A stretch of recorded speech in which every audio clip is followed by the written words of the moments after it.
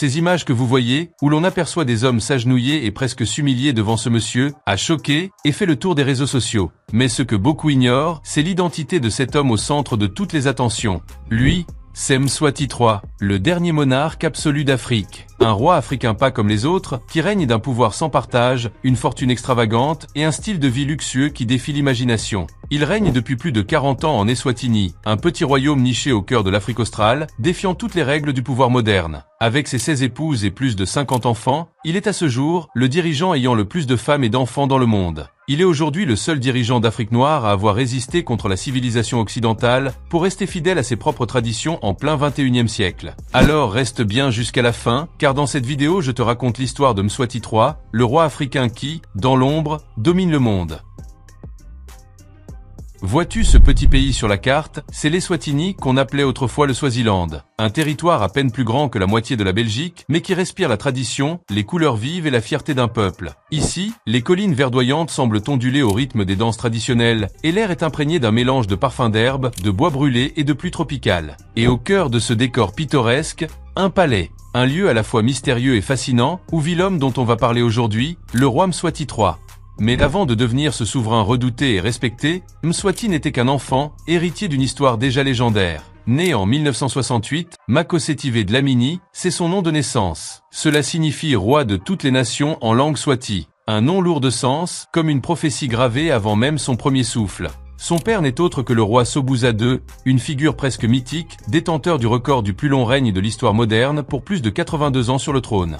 Sa mère, Mtifombi Tfwala, est l'une des nombreuses épouses royales. Mswati grandit donc dans l'ombre d'un géant, bercé par les rites, les cérémonies et les intrigues qui font la vie d'un palais royal. Son enfance se déroule dans un univers unique, entre privilèges royaux et disciplines traditionnelles. Il apprend très tôt la culture swazi, les chants, les danses, les rituels sacrés. Mais attention, ce n'est pas seulement un enfant de palais, il est aussi un élève appliqué. On raconte qu'il avait une mémoire incroyable et un sens naturel du leadership. À l'âge de 9 ans, il quitte son royaume pour étudier à Sherborne School, un pensionnat réputé en Angleterre. Dans la tradition swazi, l'héritier du trône ne se désigne pas simplement par l'ordre de naissance, mais selon un subtil mélange de lignées, de signes et de choix des anciens. Et dès ses premiers jours, Makhosetive attire déjà l'attention des anciens du royaume. Mais le destin, lui, s'apprête à accélérer. En 1982, la mort de son père bouleverse tout. Makhosetive n'a que 14 ans. Une régence est instaurée, mais son nom revient sans cesse dans les conseils des anciens. 4 ans plus tard, le 25 avril 1986, à seulement 18 ans, il est couronné Mswati III, devenant l'un des plus jeunes souverains au monde. Ce jour-là, toute la nation danse, chante et acclame son nouveau roi. Un roi qui n'a pas encore conscience que son règne allait marquer l'histoire bien au-delà des frontières africaines. Si tu veux comprendre à quel point Mswati III règne d'une main de fer, il faut se rappeler une chose. Dans le monde d'aujourd'hui, les rois absolus se comptent sur les doigts d'une main. Et lui en fait partie. Ici, en Eswatini, la démocratie telle qu'on la connaît ailleurs n'existe pas. Mswati III n'est pas seulement un roi, il est le chef suprême de l'exécutif, du législatif et du judiciaire. Dans ce petit royaume, toutes les décisions, grandes ou petites, passent par lui. Il peut nommer un juge au sommet de la magistrature le matin et le révoquer le soir s'il le souhaite. Les ministres, c'est lui qui les choisit. Les parlementaires, c'est encore lui qui décide qui siège et qui disparaît de la scène politique. Et tout cela, sans contre-pouvoir réel, sans devoir rendre de compte à qui que ce soit. Ce pouvoir écrasant ne date pas d'hier. Depuis 1973, une loi imposée par son père a interdit purement et simplement les partis politiques. Résultat, aucune structure d'opposition crédible n'a pu voir le jour depuis. Les voix dissidentes, elles sont muselées, souvent sous pression, parfois réduites au silence. Les manifestations, quand elles éclatent, sont rapidement étouffées par la police et l'armée qui répondent directement aux ordres du roi. Dans ce système, le palais est le cœur battant de tout le pays. Et Mswati III en est l'horloge, réglant chaque tic-tac au rythme qui lui convient. Parler de Mswati III, c'est aussi parler d'argent, beaucoup d'argent. Officiellement, sa fortune personnelle serait estimée à plus de 200 millions de dollars. Mais attention, ce chiffre ne prend même pas en compte les biens de l'État qu'il contrôle et qu'il gère comme si c'était les siens. Résidences luxueuses, flotte de voitures de prestige, terres agricoles, entreprises stratégiques. Tout cela, dans un royaume aussi petit qu'Eswatini, passe par ses mains. Et ce n'est pas tout. Chaque année, l'État verse environ 61 millions de dollars rien que pour les dépenses de la famille royale. Oui, tu as bien entendu, 61 millions pour un seul clan. pendant que plus de la moitié de la population vit avec moins de 2 dollars par jour. Un contraste qui fait grincer des dents et qui alimente les critiques internationales. Dans le palais, ce budget se transforme en cérémonie somptueuse, en fête grandiose et en voyage officiel aux 4 coins du monde. Ses ressources financières lui permettent de renforcer son autorité, d'acheter des loyautés et de maintenir un style de vie qui ferait pâlir d'envie bien des milliardaires modernes. Dans certains pays, un seul palais suffit pour loger un monarque, mais pour Mswati, il en faut un par région, presque comme si chaque coin du royaume devait sentir sa présence. Et pour se déplacer entre ces palais, là encore, pas question de faire simple. Le roi dispose d'une flotte impressionnante de voitures de luxe, Rolls-Royce étincelantes, Maybach au cuir somptueux, BMW dernier cri, et des dizaines de Mercedes alignés comme dans un salon automobile permanent. Chaque véhicule est soigneusement entretenu, prêt à briller lors des cérémonies ou à impressionner lors de déplacements officiels. Mais parfois, la route n'est pas suffisante. Alors Mswati prend les airs. Des jets privés sont à sa disposition, dont un imposant McDonnell Douglas, un avion digne des grands chefs d'État. Avec lui, pas besoin de se plier aux contraintes des vols commerciaux. Le roi voyage à son rythme, vers ses destinations, dans un confort absolu. Et puis il y a les fêtes. Ah, les fêtes! Chaque année, que ce soit pour son anniversaire ou pour la fête nationale, Mswati orchestre des célébrations gigantesques. Des milliers de danseurs en tenue traditionnelle, des banquets somptueux, des feux d'artifice, de la musique qui résonne jusqu'au bout de la nuit. Le tout, financé par les fonds publics. Ces événements sont à la fois un spectacle pour le peuple et une démonstration de pouvoir pour le monde extérieur. En Eswatini, le luxe du roi n'est pas juste un mode de vie, c'est un outil politique. Il rappelle à tous que Mswati III est au sommet et qu'il compte bien y rester.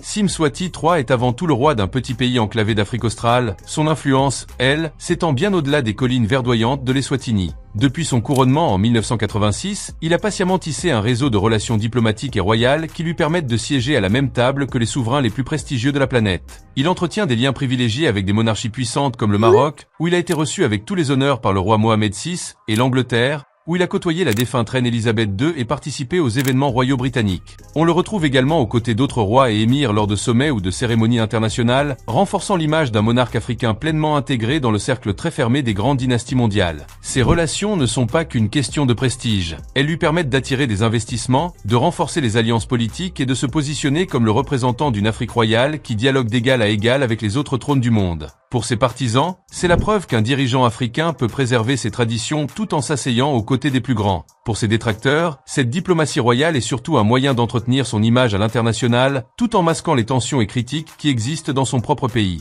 Mais qu'on l'approuve ou non, Mswati III a réussi à faire d'un petit royaume discret une monarchie connue et respectée dans les cercles royaux les plus fermés.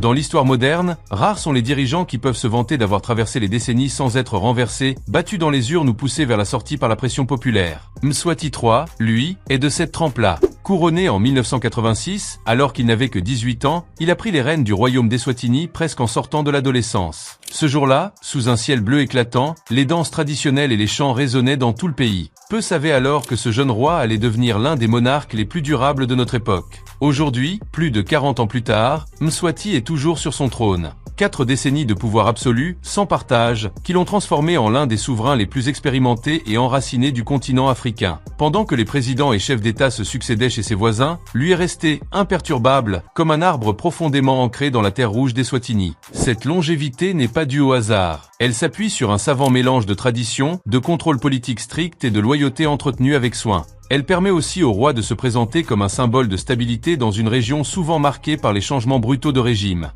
Dans bien des cultures, la polygamie est avant tout une tradition familiale ou religieuse. Mais pour Mswati III, elle est aussi un symbole éclatant de pouvoir et de prestige. Aujourd'hui, il compte 15 épouses officielles, parfois plus, selon les années. Et chacune d'elles occupe une place particulière dans le protocole royal, représentant autant d'alliances politiques que de choix personnels. Ce qui fascine et choque le plus, c'est la façon dont ces unions se forment. Chaque année, le royaume d'Eswatini organise l'Umhlanga, plus connu sous le nom de rite danse. C'est une cérémonie traditionnelle haute en couleurs, où des milliers de jeunes filles vierges, vêtues de parures colorées et portant de longs roseaux, viennent danser devant le roi. La scène est spectaculaire, un océan de mouvements synchronisés, de chants et de sourires, sous le soleil brûlant. Mais derrière cette image pittoresque, la tradition prend une tournure controversée. Car c'est lors de cette cérémonie que Mswati III choisit parfois une nouvelle épouse. Une décision qui soulève de nombreuses critiques, notamment de la part des défenseurs des droits humains, qui voient un mélange de traditions figées et d'abus de pouvoir. Pour les partisans du roi, cette polygamie et cette cérémonie sont des piliers de l'identité culturelle swazie, un héritage qu'il faut préserver coûte que coûte. Pour ses détracteurs, elles ne sont qu'un reflet de l'inégalité et d'un système où la volonté du monarque prime sur toute autre considération. Dans un royaume où le pouvoir se concentre entre les mains d'un seul homme, la sécurité n'est pas un détail, c'est une obsession. Et Mswati III l'a bien compris, il est le commandant suprême de l'armée nationale, une force qui lui obéit sans discuter. Chaque soldat sait que ses ordres viennent d'en haut, directement du palais, et que servir le roi, c'est servir la nation. Mais là où Mswati se distingue vraiment, c'est dans sa garde royale personnelle. Un corps d'élite, trié sur le volet, entièrement dédié à sa protection. Ces hommes et parfois ces femmes ne sont pas de simples militaires. Ils sont les yeux et les oreilles du roi, sa première ligne de défense contre toute menace, qu'elle soit réelle ou perçue. Toujours vêtus avec un soin impeccable, armés et entraînés pour toutes les situations, ils sont présents à chacune de ses apparitions publiques, formant un mur humain autour de lui. Et cette loyauté n'est pas le fruit du hasard. Les soldats et gardes de Mswati III bénéficient de privilèges que peu d'autres citoyens connaissent. Salaire confortable, logement de qualité, accès à des services de santé privilégiés. En retour, on attend d'eux une fidélité absolue, presque personnelle, envers le monarque. Dans un pays où toute contestation est risquée, cette double force armée nationale et garde royale est l'un des piliers du règne de Mswati III. C'est elle qui garantit que son trône ne vacille pas, même quand la grogne monte dans la rue. Une assurance de puissance, gravée dans l'acier des armes et dans la loyauté sans faille de ceux qui jurent de protéger le roi, coûte que coûte. Alors voilà, Mswati III, un roi qui cumule pouvoir absolu, richesse inimaginable et un train de vie que peu peuvent se permettre, mais aussi un souverain dont le règne est jalonné de controverses, d'inégalités et de critiques. Pour certains, il est le gardien des traditions ancestrales de son royaume. Pour d'autres, il incarne l'excès et le fossé entre un monarque et son peuple. Mais une question demeure. Dans un monde qui change à toute vitesse, où les monarchies disparaissent ou se transforment, combien de temps encore Mswati III pourra-t-il conserver ce pouvoir sans partage? La réponse, seul l'avenir nous la donnera. Après tout ce que vous venez de voir, que faut-il penser? Est-il un roi visionnaire qui préserve les traditions, ou un monarque déconnecté qui vit dans le luxe pendant que son peuple survit? Est-ce là le prix de la royauté, ou simplement l'abus d'un pouvoir sans limite? N'hésitez pas à nous donner votre avis dans l'espace commentaire. Si vous avez appris quelque chose dans cette vidéo, laissez-nous une mention j'aime, et abonnez-vous à la chaîne. C'était Succès Noir, et je vous dis à la prochaine pour des nouvelles vidéos.